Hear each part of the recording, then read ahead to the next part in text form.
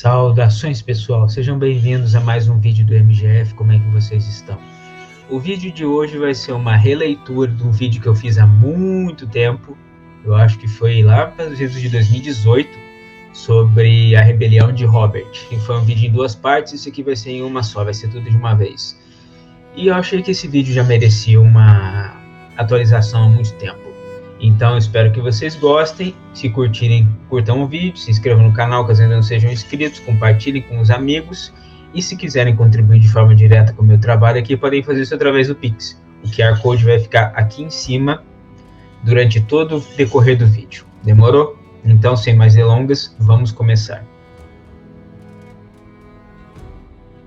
Nos idos dos anos 280 após a conquista, o continente de Westeros estava em paz, sob o firme comando dos dragões da casa Targaryen, e tudo parecia bem. O reino era então governado por Aerys II, conhecido pelas pessoas como Rei Louco, por conta de seu comportamento errático e imprevisível, mas mesmo apesar disso, as coisas pareciam bem, e Aerys parecia estar sendo bem controlado por seus conselheiros e assessores. No ano de 280 após a conquista, um grande lorde do reino, Walter Went, anunciou aos quatro cantos de Westeros que um suntuoso torneio seria realizado em sua fortaleza de Harrenhal no ano seguinte, para demonstrar a todos a pompa e a riqueza de sua casa, e essa seria uma ótima oportunidade para que grandes lords se reunissem e trocassem informações, embora também fosse uma boa deixa para que conspirações surgissem, ou assim pessoas como Aerys pensavam. O rei em si não abandonava a segurança de sua fortaleza vermelha desde o ano de 277, quando ocorreu o lamentável desafio de Valdocaso, em que Aerys foi preso durante meio ano por um lorde rebelde, tendo se tornado paranoico nesse meio tempo. Mas mesmo assim, ao saber que seu filho, o príncipe Rhaegar, compareceria ao torneio, Aerys surpreendeu a todos ao anunciar que também iria. Ocorre que Aerys tinha fortes suspeitas quanto a muitos que o cercavam, e nenhuma era mais forte do que aquela direcionada ao seu filho Rhaegar, que Aerys pensava estar tramando para depô-lo e assumir o poder por si mesmo. Desse modo, o rei não poderia em sã consciência permitir que Rhaegar tivesse a mão livre para se encontrar com grandes lordes dos reinos, e por isso ele decidiu também ir ao torneio, para manter um olho vivo sobre seu próprio filho. No ano seguinte, 281, o torneio foi realizado, e lords e ladies de todos os cantos dos reinos vieram testemunhar a grandiosidade. Dentre tais visitantes ilustres, encontravam-se os filhos da casa Stark, o herdeiro de Winterfell, Brandon e seus irmãos mais jovens, Eddard, Lyanna e Benjen. O torneio foi também um grande pretexto para a celebração, pois todos acreditavam que, após um inverno duro, a primavera finalmente havia chegado a Westeros, significando que os tempos de carestia estavam no fim, ou ao menos era isso que os homens imaginavam. Um outro acontecimento curioso e importante que seria celebrado no contexto do torneio seria a admissão de um novo membro na Guarda Real de Westeros, Sir Jaime Lannister, um jovem e afamado cavaleiro do Ocidente. O torneio correu de forma como se esperaria, mas no dia das listas finais, um acontecimento chocou os presentes aos embates. Após se sagrar como vencedor na lista final, o príncipe Rhaegar pegou e conduziu a coroa de rosas azuis da rainha do amor e da beleza, passando diretamente por sua esposa, a princesa norueguesa Elia Martell, e levando-a para pousá-la sobre o colo de Lyanna Stark, um gesto não apenas tremendamente rude para com Elia, mas também temerário por si só, pois acontece que Lyanna já era prometida de outro homem, Robert Baratheon, o Lorde de Ponta Tempestade.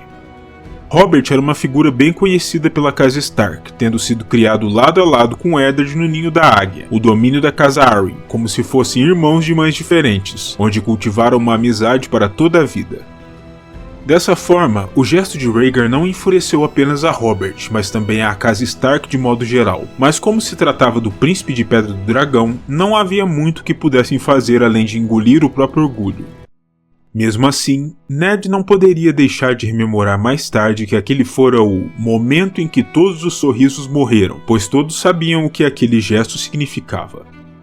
Tempos mais tarde, com a vinda do ano 282 após a conquista, Lyanna foi aparentemente raptada enquanto ainda se encontrava no sul, e Rhaegar foi apontado como culpado pelo crime, que chocou e ultrajou a casa Stark de forma irremediável. O irmão de Lyanna, Brandon, se encontrava naquele exato momento cavalgando em direção ao Correrio para cumprir um contrato de casamento com a filha de Lord Hoster Tully, Catelyn, mas decidiu parar tudo o que estava fazendo e, indignado, cavalgou diretamente até o Porto Real para confrontar Rhaegar e trazer sua irmã de volta. Ele foi até a cidade acompanhado por sua escolta, formado por seu escudeiro Ethan Glover, Albert Arryn, Kyle Royce e Joffrey Mallister. Mas ao chegar à Fortaleza Vermelha e gritar o nome de Rhaegar para vir para fora e morrer, todos foram presos por ordem de Aerys II e levados para as masmorras da fortaleza. Ocorre que Rhaegar não se encontrava lá, mas mesmo assim, o rei considerou adequado aprisionar os jovens pelo crime de ameaçarem a vida do príncipe real. Aerys então emitiu mensagens aos pais dos jovens capturados, exigindo que se apresentassem na capital para responderem pelos crimes deles, e a mensagem atingiu Lord Rickard Stark, o pai de Brandon, enquanto ele marchava com 200 homens em direção a Correrio para participar da festividade do casamento do filho. Nem é preciso dizer que Rickard mudou imediatamente sua rota, partindo sem demora para a capital para libertar o filho, mas infelizmente para ele e para o norte, todos foram capturados por ordem de Aerys, e de todos os nortenhos e companheiros que acompanharam pai e filho até Porto Real, quase todos foram executados, com a única exceção sendo Ethan Glover, acusado de traição. A execução de Brandon e do pai foi particularmente cruel, aliás. Brandon foi preso a um dispositivo estrangeiro que o estrangulava enquanto mais tentava se libertar, e foi forçado a testemunhar seu pai suspenso sobre uma fogueira de fogo vivo, enquanto derretia lentamente dentro da própria armadura. Brandon naturalmente tentou salvá-lo, mas conseguiu apenas se estrangular enquanto Rickard ardia. Acontece que Rickard havia exigido um julgamento pela batalha para provar a inocência de seu filho, e Aerys havia aceitado de certo modo. Ele escolhera o fogo como campeão da casa Targaryen, e tudo que Rickard deveria fazer para provar sua inocência e a de Brandon seria não arder. É claro que isso não ocorreu, e pai e filho morreram. O próximo ato de Aerys foi o de enviar a Lord Jon Arryn um corvo ordenando que ele enviasse à corte as cabeças de Robert Baratheon e Eddard Stark, agora senhor de Winterfell, para provar sua lealdade ao reino, mas é claro que o Lorde não fez isso. Ao invés de assassinar os dois protegidos que eram como filhos para ele, Lord Jon levantou seus estandartes em revolta aberta contra o Trono de Ferro, se apoiando principalmente no fato de que os Baratheon possuíam algum sangue Targaryen em suas veias, pleiteando a queda da dinastia Targaryen e a criação de uma nova dinastia. Foi desse modo que a rebelião de Robert, a maior ameaça aos Targaryen desde a derrota final dos Blackfyre, estava instaurada. A luta toda se iniciou no próprio Vale de Arryn. Muito embora Lord Jon tenha convocado todos os seus subordinados à guerra, nem todos responderam ao chamado, e alguns decidiram permanecer leais ao trono. O principal dentre os lords que decidiram permanecer fiéis aos Targaryen foi Mark Grafton, lorde da casa que controlava a cidade de Vila Gaivota, o principal porto do vale. Ele convocou outros lords lealistas a ajudá-lo a impedir que os rebeldes tivessem acesso ao seu porto, e com esse bloqueio, tanto Robert quanto Eddard ficariam impedidos de partir em direção às suas respectivas regiões, para assumirem o poder e convocarem seus próprios estandartes, já que uma viagem por terra seria muito mais perigosa. Dessa forma, o agora Lord Eddard decidiu que faria seu próprio caminho em direção ao norte, atravessando as traiçoeiras montanhas da Lua até os Dedos, na porção nordeste do vale, onde ele encontraria algum pescador que o levasse através da dentada até as cercanias de Porto Branco, já no norte, e a partir dali ele poderia retornar ao Winterfell. A resistência lealista em Vila Gaivota não durou muito, no entanto, e o próprio Robert conquistou aqui sua primeira vitória singular, matando Mark Grafton e ajudando na tomada da cidade, antes de embarcar em um navio com destino à Ponta Tempestade. Assim como nem todos os lords do vale se alinharam automaticamente com seu senhor suzerano, o mesmo ocorreu nas Terras da Tempestade. Muitos senhores nobres da região permaneceram fiéis ao Trono de Ferro, de modo que, após reassumir seu posto de poder em Ponta Tempestade, Robert já marchou para enfrentar suas primeiras batalhas à sombra das ruínas de Solar Estival, a antiga fortaleza de veraneio dos Reis Dragão. Na realidade, ocorreram ali não uma, mas 3 batalhas em um único dia, e Robert se saiu vitorioso nas 3, derrotando os Lords Grandison, Catherine e Fell, matando este último em combate. Diante dessa demonstração de poder e dinamismo desse jovem Lorde da Tempestade, tanto os Lords Grandison e Catherine quanto o filho do Lord Fell, conhecido como Machado de Prata, se deram por vencidos e foram capturados e levados de volta à Ponta Tempestade, onde Robert demonstrou sua outra grande habilidade, Para além de um guerreiro formidável, ele era também um diplomata e um homem de carisma, tornando inimigos em amigos e angariando a lealdade dos 3 lords. Com essa vitória e a conversão dos lords em amigos, a resistência lealista na região definhou, e Robert ficou livre para marchar em direção ao norte, onde poderia se reunir aos exércitos do norte e do vale e marchar contra as principais forças lealistas de uma vez por todas. O próximo grande compromisso da guerra ocorreu logo que o exército rebelde de Robert emergiu de suas terras, nas cercanias da cidade-mercado de Valfreixo. O líder rebelde havia deixado Ponta Tempestade a cargo de seu irmão mais jovem, Stannis Baratheon, para poder marchar adiante e enfrentar as forças reais em campo, e ao atingir Valfreixo, ele foi interceptado pela vanguarda de um exército lealista, liderado por Lord Randyll Tarly de Monte Chifre, e sofreu aquela que talvez seja sua principal derrota, antes mesmo que o grosso do exército lealista, liderado por Lord Mace Tyrell, pudesse chegar a campo. Robert conseguiu escapar ao morticínio e fugiu rumo a norte com uma boa parte de suas forças, para poder se unir aos exércitos de Eddard Stark e Jon Arryn, enquanto Lord Mace, livre para marchar adiante, partiu em direção à Ponta Tempestade, onde levantou cerco ao castelo, objetivando vencer Stannis pela fome. Com os eventos que se desenrolaram nas Terras da Tempestade, o rei Aerys se convenceu de que sua mão atual, Lord Owen Merryweather, era ineficiente para os tempos de guerra, de modo que o substituiu por um jovem e dinâmico Lord, Jon Connington, que era oriundo justamente das Terras da Tempestade, para que ele enfrentasse o dinamismo e o vigor da juventude do próprio Robert. As instruções de Lord Jon eram simples: trazer a Aerys a cabeça do rebelde.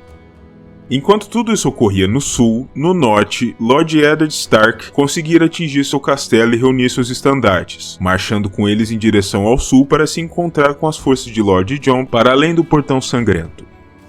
Juntos, eles rumaram até Correrio, onde negociaram com Lord Roster Tully sua entrada na rebelião, através de um duplo contrato nupcial. Lord Eddard assumiria a noiva de Brandon, Catelyn, enquanto Lord Jon, que era viúvo, se casaria com a irmã mais jovem de Catelyn, Lysa.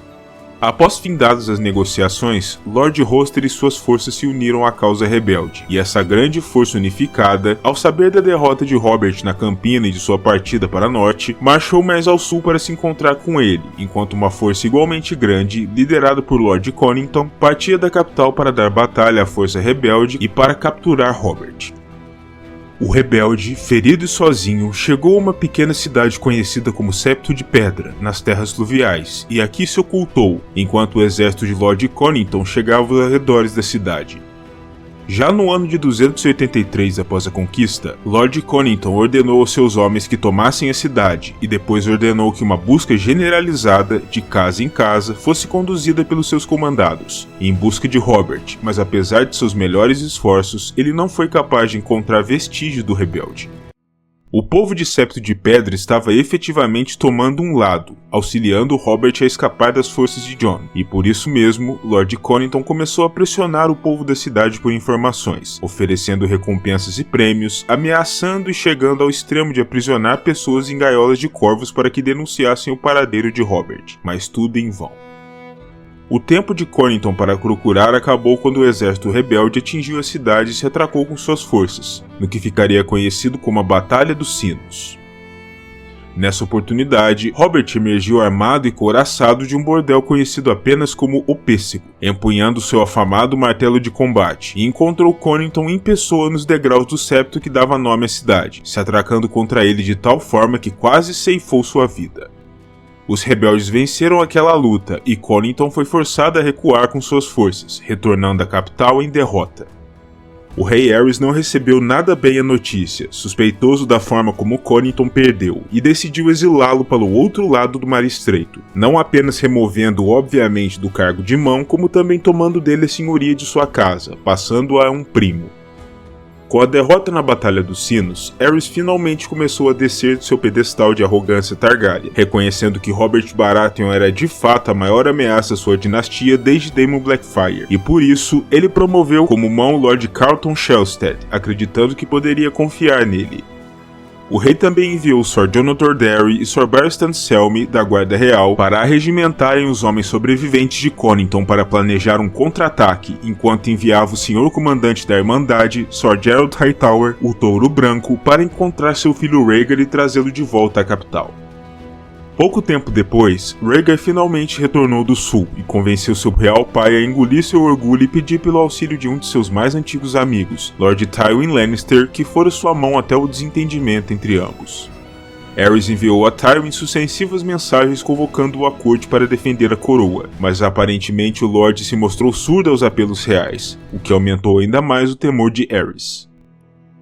O fato era que Tywin havia recebido um chamado semelhante dos rebeldes, mas também o havia ignorado, significando que o Lorde parecia pretender se manter ambíguo naquela guerra, e neutro até onde fosse possível.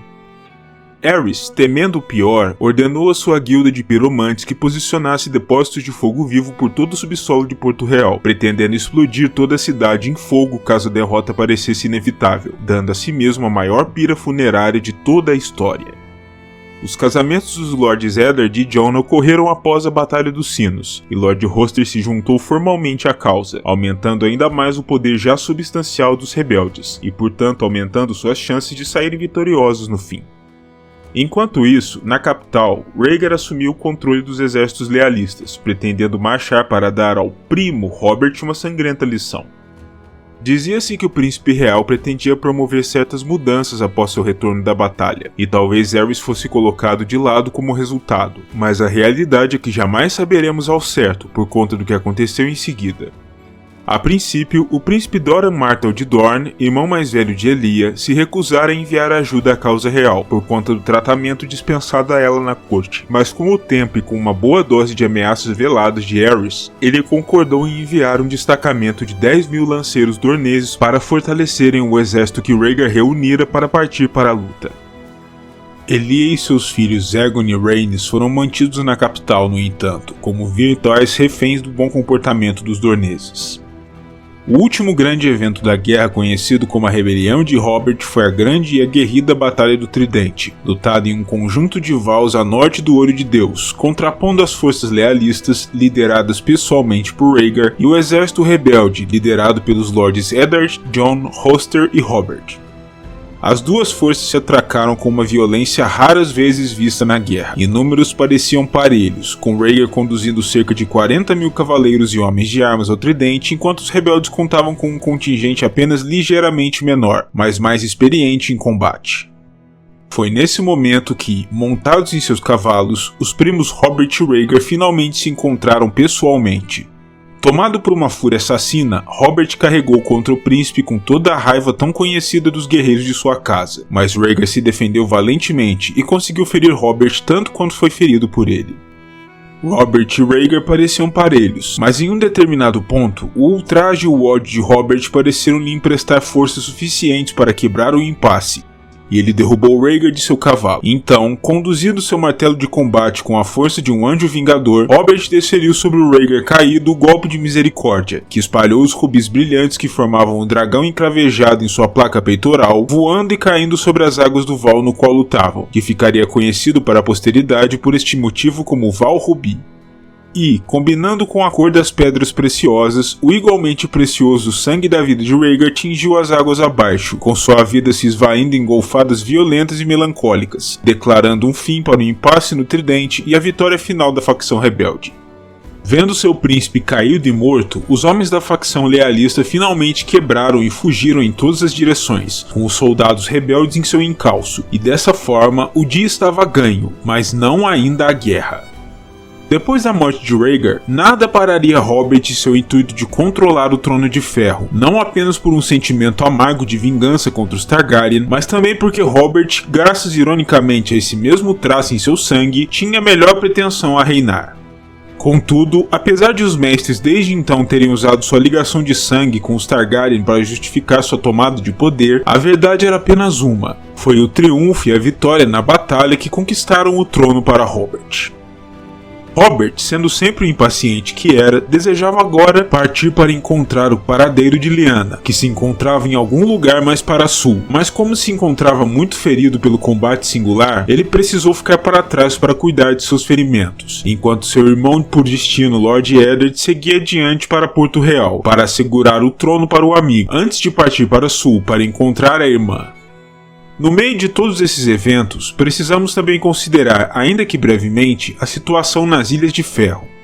A princípio, Lord Callum Greyjoy desejava permanecer neutro naquela guerra, como era prudente, mas com a notícia da morte de Rhaegar e a constatação de que a guerra estava praticamente perdida para os Targaryen, ele foi convencido por seus filhos, Baelon, Euron e Victarion, a se juntar aos rebeldes logo que possível para participar dos espólios de guerra ao fim dos combates.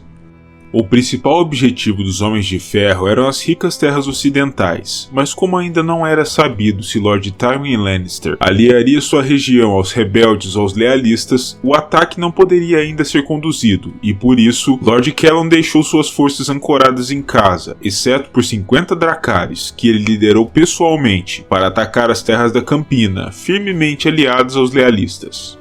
Lord Callum acabou morrendo na luta sobre as águas do Mander, e apesar de alguns sucessos na campanha, a morte do Senhor convenceu o novo Lorde das Ilhas, Baelon, a recuar com seus irmãos e seus navios para as Ilhas de Ferro, para esperar e descobrir como as riquezas dos derrotados seriam divididas. Antes mesmo das notícias sobre a derrota no Tridente chegarem à capital, Aerys seguia a todo vapor em seu plano do Fogo Vivo, mas como ele não dividia nenhum desses planos com sua mão, Lord Shelstead começou a se sentir suspeitoso da quantidade de tempo que o rei passava com seus piromantes. Quando o Lorde finalmente descobriu sobre a conspiração do Fogo Vivo, tentou de todas as formas mudar a mente do rei, e quando foi mal sucedido, acabou decidindo por renunciar à sua posição. Por conta disso, Aerys considerou a ação de Shelstead uma desobediência. E o que é desobediência ao rei se não traição? E que punição é adequada à traição se não à morte?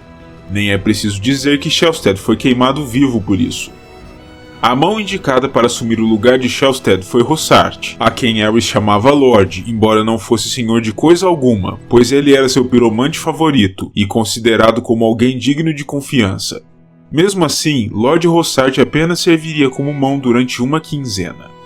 Enquanto isso ocorria, Aerys enviou sua esposa, Rainha Rhaella, juntamente com seu filho Viserys para longe da corte, para garantir que sua linhagem continuaria na luta mesmo que algo acontecesse a ele pessoalmente. Eles foram enviados de volta para a Pedra do Dragão, a fortaleza insular Targaryen, de onde o próprio conquistador havia partido mais de 280 anos antes para controlar o continente. É uma espécie de irônica retirada, pois Aerys acreditava que ali eles ficariam seguros. Quando a princesa Elia pleiteou que lhe fosse permitido partir com seus filhos pequenos também, Aerys negou, ainda temendo o movimento traiçoeiro dos Dorneses, decidindo manter Elia e as crianças ao seu lado, mesmo apesar do perigo. Em um determinado dia, depois que Aerys já tinha quase abandonado suas esperanças de que Lord Tywin viria ao seu resgate, uma força substancial de 12.000 ocidentais surgiu para além das muralhas de Porto Real, liderada pelo Lorde Ocidental em pessoa, para enorme júbilo de Aerys. Contudo, o mestre dos murmúrios da corte, Lord Varys, outro caso de um lorde apenas por cortesia, advertiu o rei contra abrir seus portões, afirmando que tinha bons motivos para acreditar que aquilo seria uma armadilha. Ele foi, no entanto, contradito pelo grande mestre Pycelle, que afirmou ao rei que os ocidentais estavam ali para salvá-los, e urgiu-o que abrisse seus portões. E assim Aerys decidiu. Este seria seu último erro.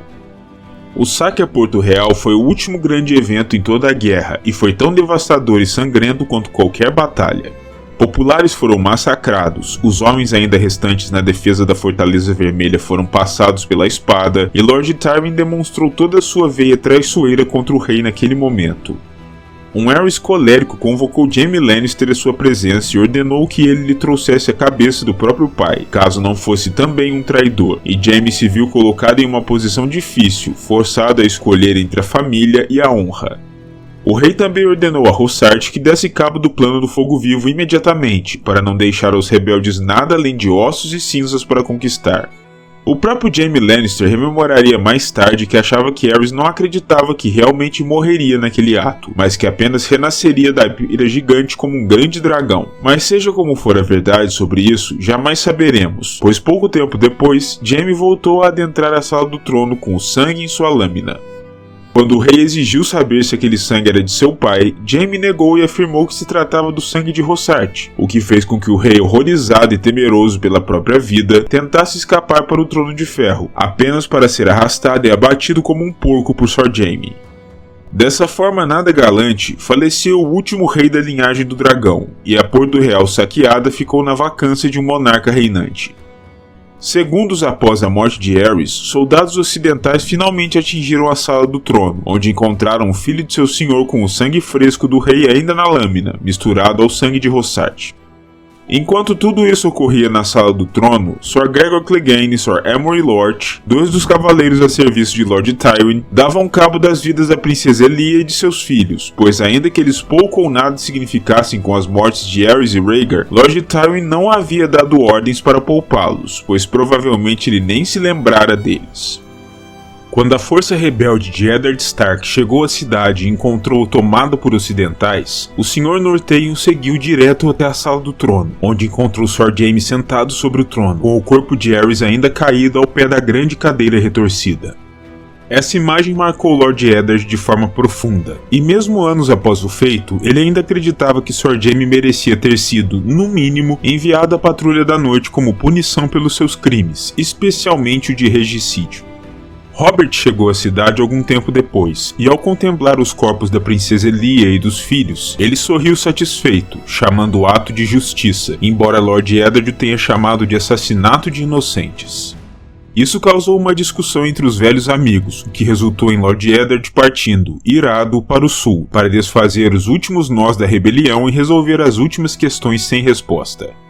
A Guerra da Rebelião de Robert foi considerada terminada com o Tridente e o saque a Porto Real, mas a história inteira ainda não havia terminado, pois o cerco à Ponta Tempestade seguia firme, Pedra do Dragão ainda não havia caído e Lyanna seguia desaparecida. O primeiro local que Lord Eddard visitou foi Ponta Tempestade, onde os Lords Mace Tyrell e Paxter Redwyne seguiam impondo um bloqueio de terra e mar ao castelo, que era defendido por Stannis Baratheon. Eddard levou aos lords as notícias sobre a morte do rei e o saque a Porto Real, levantando o cerco e libertando o castelo e sua guarnição.